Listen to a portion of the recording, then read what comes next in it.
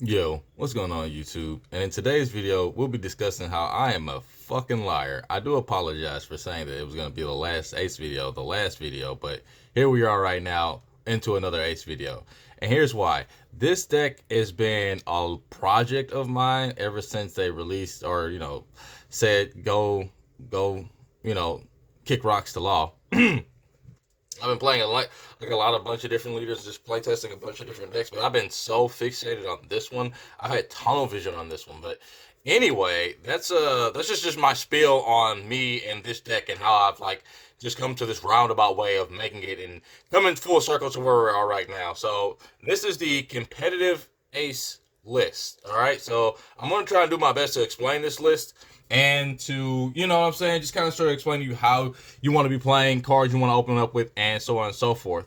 So we're going to go in no very particular order here. We're actually going to start with the boss cards of the deck, and I'm going to explain to you why you're running the boss cards of the deck. So first off, we're running now, as before in the last video, we're still running to Edward Newgate. Edward Newgate has won me games. This card is criminally underrated, and I don't know how it flew under the water. So Newgate's effect is on play.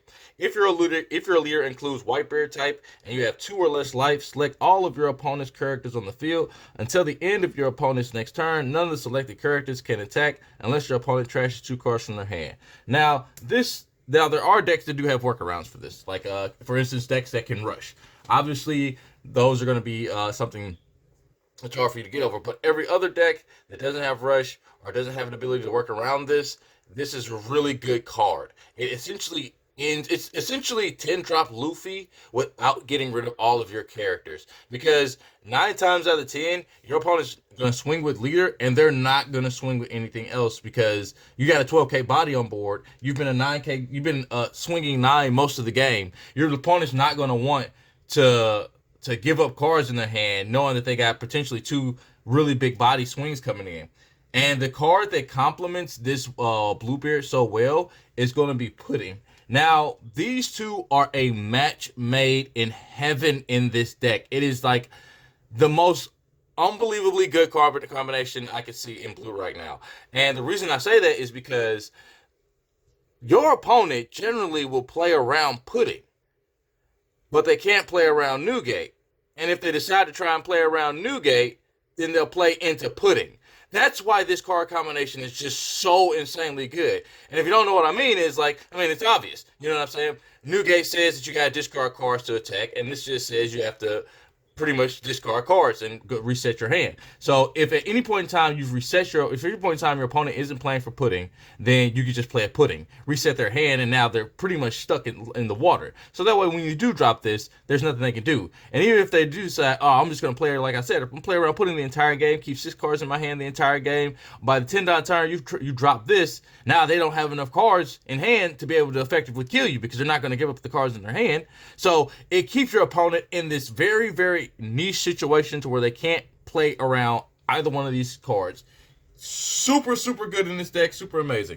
The next card we are running is the 2 Boa Hancock. This Boa Hancock is incredible in this deck. This Boa Hancock is so good. I've seen people running Red Rock. I'm telling you right now, do not run Red Rock. You should run Boa. Yes, Red Rock does get the body off the board, and there are certain situations where, I don't know, that would be cool. But this being able to freeze an attack and be a 8k swinging body is amazing. It is absolutely amazing for this deck.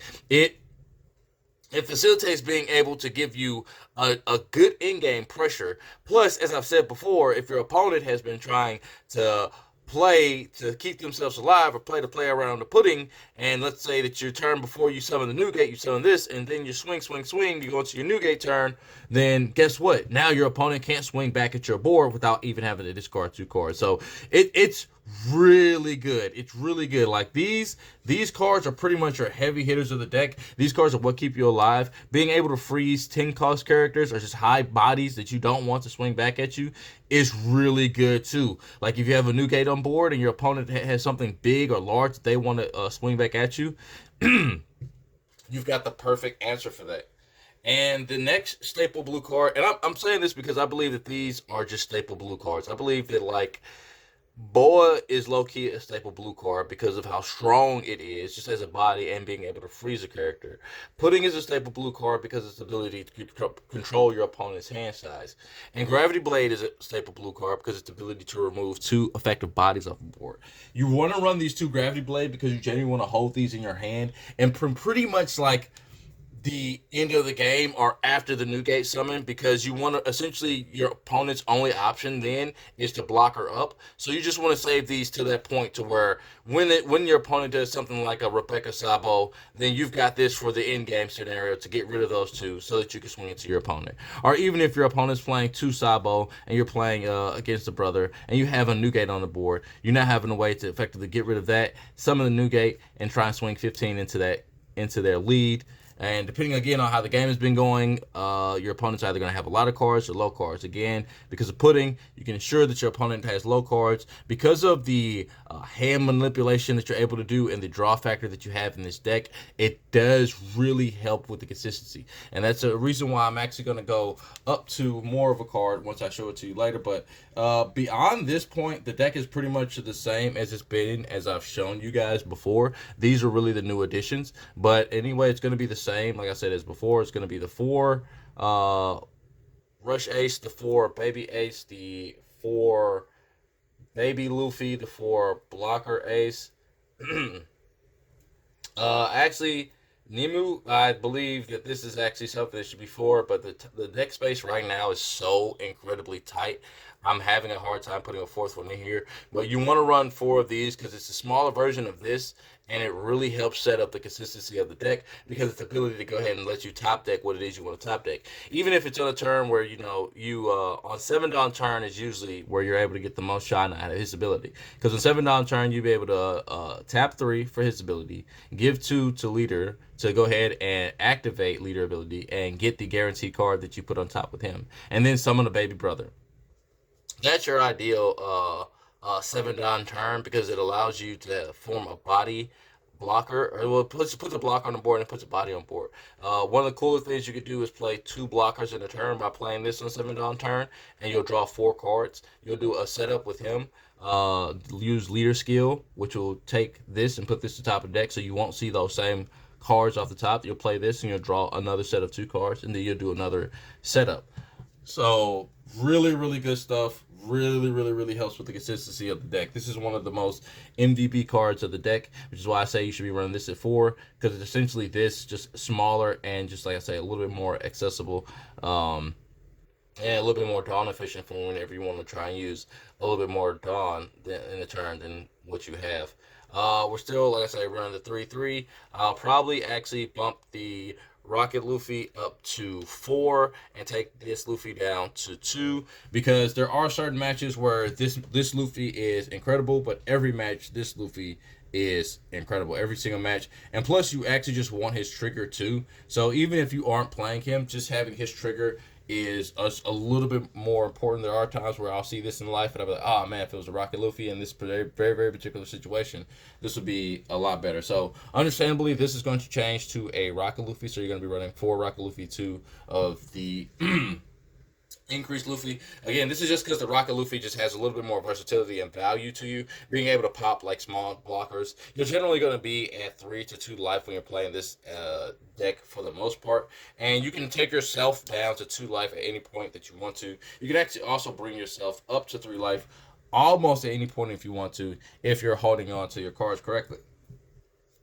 We're still playing 3 Flampe because, again, space is very hard. Flampe is a good 2K, and it is a great card. I don't think that it's as necessary as people make it out to be. Don't get me wrong. This card has done me some insane justice in some matches that I've played by allowing me to manipulate my life.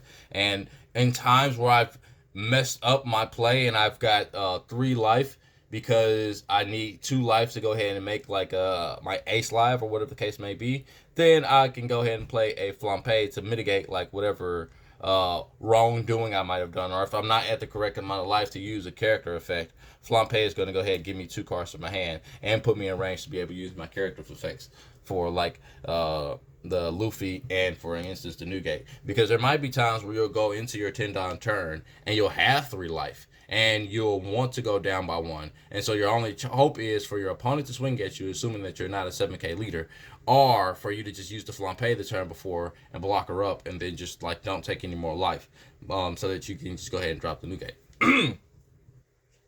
The 4 Hiyori is still the same.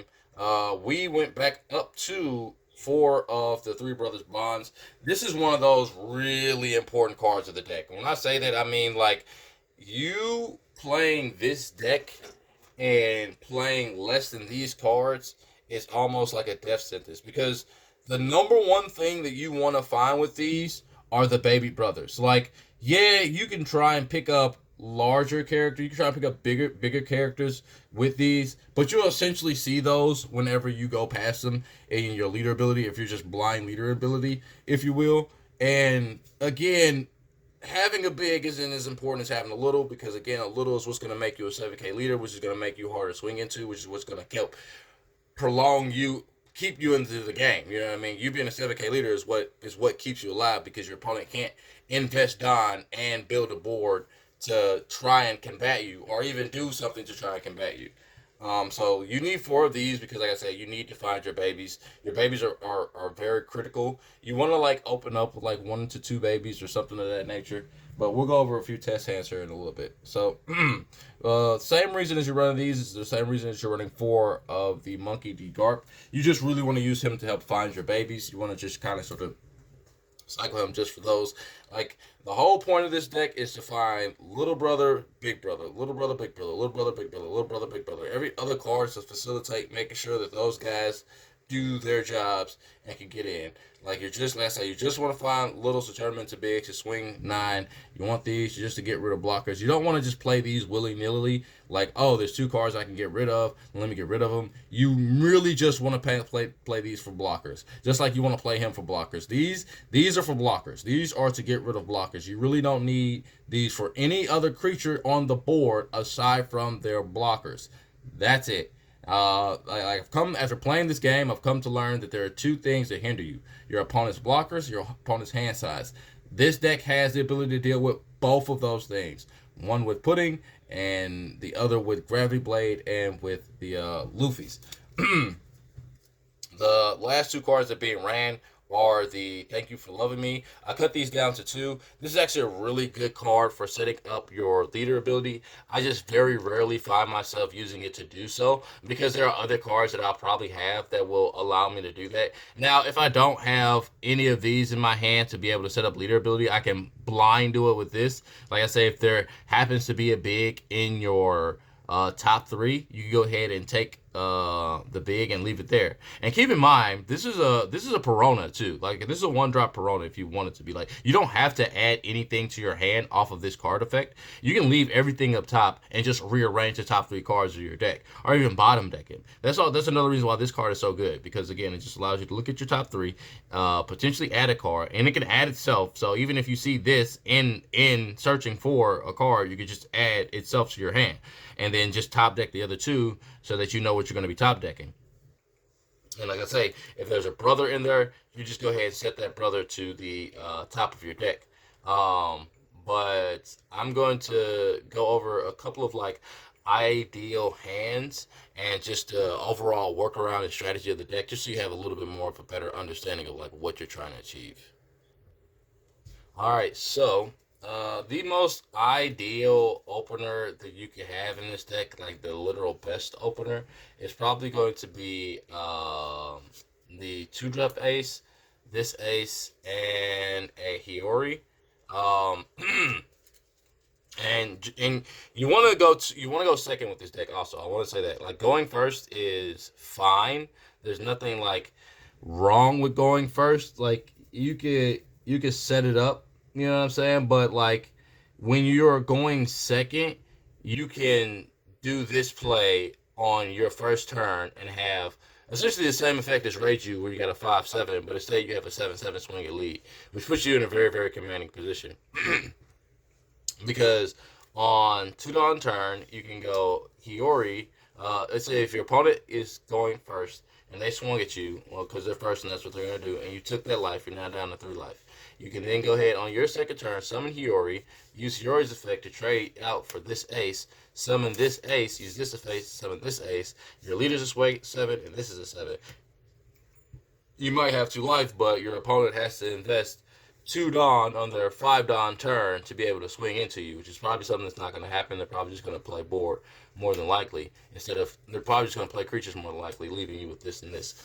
These are your, like I said, this is your like ideal opener. It really doesn't too much matter what else comes after this. If you see these 3 in your opening hand, this is going to lead you into the game very, very well, because it puts you in a position to where on your opponent's first turn, on your first swing, your opponent has 2 life. So they're already down bad in the game, because now they can't really accept any other hits, and their next turn has to either be focused on playing a blocker or hopefully having the counter in hand to survive for the next turn. This is another reason why I was playing the Ivankov. I know I took the Ivankov out, but like I said, this was the reason why I was playing the Ivankov in the deck, because this Ivankov allows you to, on 5 Dawn turn, without having to use leader ability, be able to boost your leader with the baby, because you can go 3 into Ivankov, trade off pretty much the same as a Hiyori. It's a player's blocker Hiyori. Which is another reason why I was playing it, because I was not wanting to give my Hiyori's up to do Hiyori's ability, but you can play a blocker that essentially does the same thing as Hiyori's ability, but like I say, is a blocker and potentially a body too, because it does have the 3/4, so you can put it down on this and swing if you need to for like an in-game scenario. But like I said, this is a good runner-up in the deck, and I do find myself taking this card in and out simply because, like I said, it does allow you to 5 Dawn, use a leader ability without having to put the Dawn onto your lead. And there are some niche situations to where you just want to do that instead, because having that 2 Dawn to use is going to be a little bit more critical and useful for you. But again, we're not running that right now, but that's the reason why you run that card in the deck, because like I say, it just allows you to be able to pull off that combo in general. I'm going to shuffle up here a little bit and just kind of sort of explain to you what you're doing and like what your, like I say, your goals are, what you're trying to work your way up to. Like I said, the most ideal hand is the one that I just showed you guys. That is like the best opener for this deck, because it allows you to pressure your opponent so early on in the game. But generally speaking, you can see a hand like this, and this hand right here is a combination of hot garbage and hopefully I'll be all right. Like, so this is like, if you open up something like this, let's say hopefully it isn't off of the mulligan, but if you open up something like this off of the mulligan, it's actually not that bad. If you're going first, it would suck. But you could use this. And I'm going to explain to you how you go about using this. So you don't have any ability to search. You don't have any kind of you've got draw, but like I said, you've got no search, but you do have life adjustment as well. So you have the ability to set up your leader skill or take advantage of your leader skill, like whichever one. I know it doesn't make any sense, but pretty much like either way it goes, you can use leader ability. You can use leader ability to put one of these into the top of life, or you can use the hero to put one of these in top of life. So you would just need a baby at this point to just kind of sort of help you out. But like I said, if you're a first turn player, like I said, you just have to pass, and then you would draw for turn. A gravity blade, which is actually pretty good. You'll be able to save that later. You don't want to use this early unless like you have to. This is, like I said, this is going to be really good in your green matchups and in your black matchups mostly. Like every other matchup, yeah, it's going to have its uses. Like it's not going to be super effective against yellow. Or at least against like Anel and Katakuri. No, not for real. But every other deck, it's super effective, and you, like I said, you really just want to use this to be able to get rid of blockers for the in game, or really just to apply pressure to your opponent. But like I said, it'd be 3 down turn, so swing 5 lead obviously, and then you would just go ahead and play out this blocker. You use its on play effect, and you pray that you see like some babies. There you don't, which is fine. That doesn't hurt at all. Well, this is a situation to where normally I would put cards on the top or bottom of my I put cards in the top as opposed to the bottom of my deck. This would be a situation where I think I would still put them on top. Like you still, like I say, that the hand isn't too great to start off with, but I just kind of sort of wanted to go over some things with you. I would probably place these at the top because worst case scenario, next turn, though I don't have anything, I do have the Hiyori play, and there's a slight possibility that I could get a baby off of that. So so again, the first turn, first swing, you can block if you want to, but again, you kind of sort of want yourself to be a little lower in life, especially in this situation where you don't really have anything and you're not coming into anything. So, like this hand wasn't too great to start off with, and it's not getting any better for you. But like again, you still try and work your way into it. So you top deck these. Next turn that you would go into, you go ahead and draw that. You use leader skill. Look at your top five. Why are my cards like this? You look at your top five. You go ahead and set an ace. Uh, that's five. I can count. Unfortunately, you do see a baby that would hurt your soul a lot. Like you wouldn't want to see that at all. But then you could, like I said, you just always go into the flampe to take that life, or you could go into the Hiyori to rearrange that life, which actually be a little bit better for you. So that means you just go ahead and have Rusher in hand, and you just trade out this for counter. So that way, how do I have 4 life? I just took a life. I must have put too many life there. I'll put that to the bottom of the deck. So I think. But anyway, you probably, like I say, a hero would probably be best in this situation to go ahead and trade, so you could go ahead and put that into life, so you can get the ability off for it. Because again, because of the position that you're in, you're kind of sort of just want to mitigate your opponent's board on the way to finding like a baby or something. So in this instance, you can defend yourself by blocking, or you just take the hit and KO one of your opponent's creatures that they played the turn before, because 9 times out of 10 they probably have a low cost on field, and then you'll be able to block or counter out of the next strike. This is one of those situations, like I say, putting wouldn't be too great right now because your opponent wouldn't have a huge hand size, because it'd just be a standard hand size because you haven't been swinging largely into them. Draw, and yeah, so like this is a good example of what would happen if you were to draw really bad in the deck. And you just don't see anything that corresponds with anything. But like I said, it's still good, even though this was a horrid example. We might even cut this part of the video for a little bit of another one, because those draws were awful.